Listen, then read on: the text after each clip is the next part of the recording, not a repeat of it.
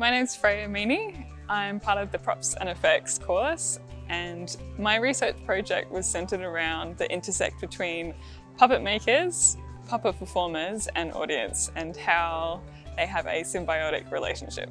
Did you have much experience with puppets and puppeteering prior to taking on this research project? Only with our previous puppet project. So I currently have made a total of 2 puppets myself. This is my second ever puppet technically. I definitely am excited to explore making more puppets because I think they have both sparked a deep kind of interest and love of the art form. When you're making something that will then translate to another person that has to do something different with it, which in this case is puppeteer it, the consideration of the key movements that are needed out of the puppet are really important to how you make the puppet. And so that's where that symbiosis comes in. So the considerations for me were where the handle is going to be most comfortable for someone to hold it and move it within the ergonomics of their body. What key movements mechanisms need to happen for it to look like a wallaby, and then how can a performer actually make sure that that movement happens based on those mechanisms.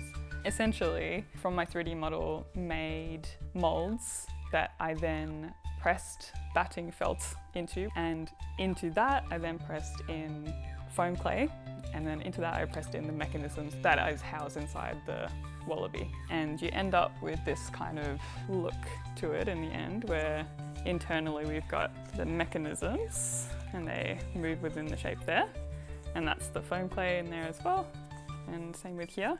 And then the felt, I then had to go back around and kind of cut in gaps for that movement to then happen, and you can actually felt over the top more pieces of this batting that kind of bridge that gap to make it look seamless. I think I ended up with 7 different versions of it. I started with a paper shape one that was kind of just getting the general kind of shapes and movements that I was able to be just hand manipulated. That turned into a carbon version that then turned into a 3D model that I'd kind of make a shape for, laser cut it, try it out, and then refine that and refine that and refine that until we got to the last one.